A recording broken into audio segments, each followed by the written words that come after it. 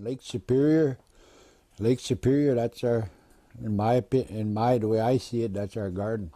Me and Talon, we were on the front page of USA Today, that newspaper, and that was 10 years ago, 2007. And part of that was the mercury. They're doing a mercury pollution type study across the nation, and that's one of the things that changed our lives when we gather now. We adopt the different methods, and what's changed our life. There's some lakes that we fish on. You can't even eat fish, and you can't even eat. You would not even want to feed the fish to your kids because of the mercury that's in the lake. In fact, you wouldn't even.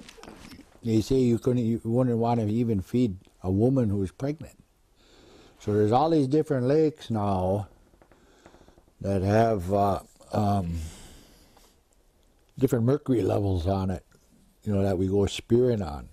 In fact, even Lake Superior has is probably less harmful because a big body of water than the inland lakes. There's smaller. So there's some places that I won't even go catch the fish. And that was 10, 15 years ago. Went to one lake up there by Solon Springs, caught some fish there, and I put the light on there and looked at the walleye, and they were just faded. They didn't even have no color hardly. They were just faded, faded. Something wrong with that fish. They didn't look right, different. So I didn't eat them. But there's another treaty over here, the unwritten law. The unwritten law that we've gotten away from. Everybody. It's everybody.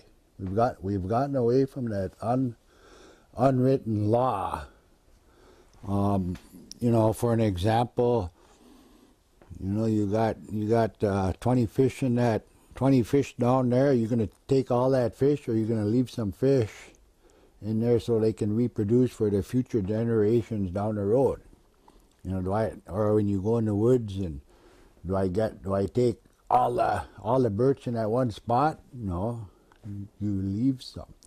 So there's a reverence and respect, not just the Anishinaabe who have treaties, but there's a reverence and respect that the human race has to the earth. And we've gotten away from that.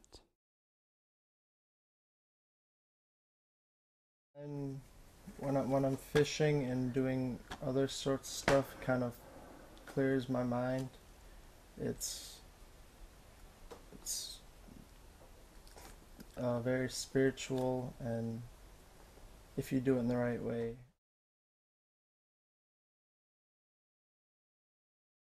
So that frog then will tell you when it's time to go spearing.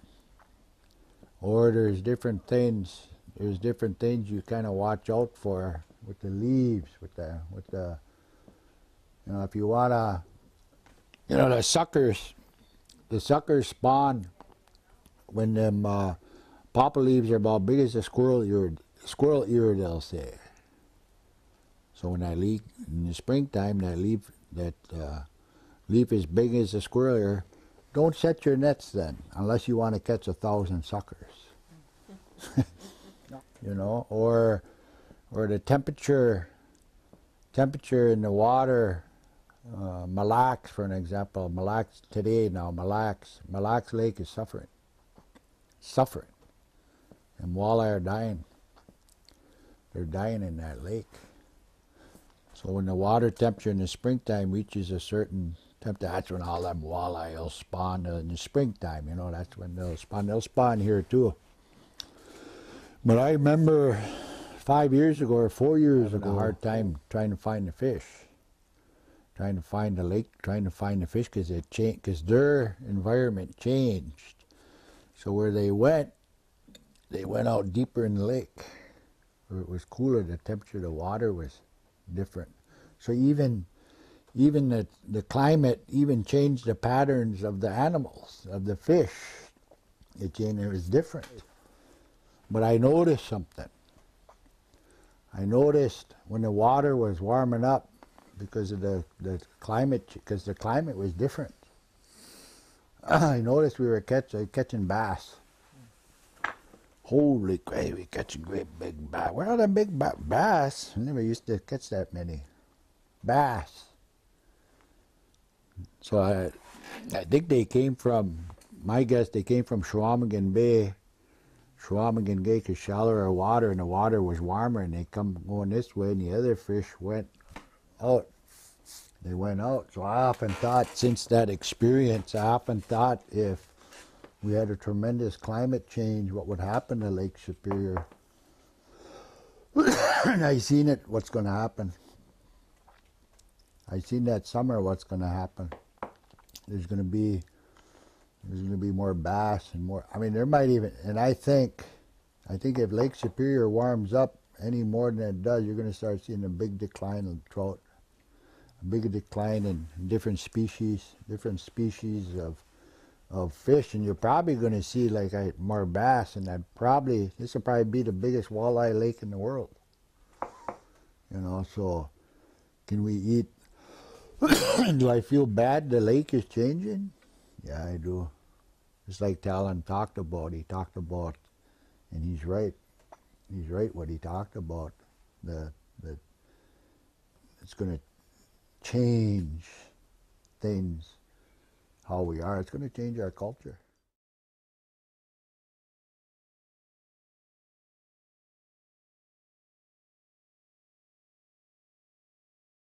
We live on Gitche Gumee, the largest body of fresh water in the world by surface.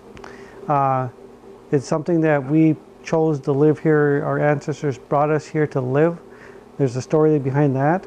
But one of the facts is we could get fish out of Lake Superior to feed our members. So there's a big drastic thing in the winters come around here, which then affects, of course, the patterns in the lakes, in the fish. It affects the patterns of the natural resources around here, which really affects our methodology of harvest and our time frame of harvest.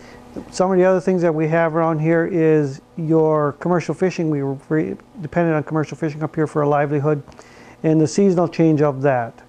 I've been told that Lake Superior on average has increased by 2 degrees, the water temperature itself.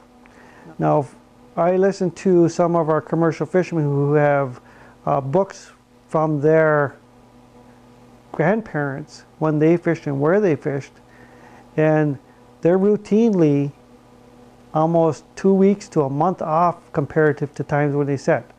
So they look in their little black book and it says, we should be over here July 1st. There's good whitefish here July 1st. Well, now they go and set there in July 1st. There's not good whitefish there. It may be July 14th or the end of July before the good whitefish show back up.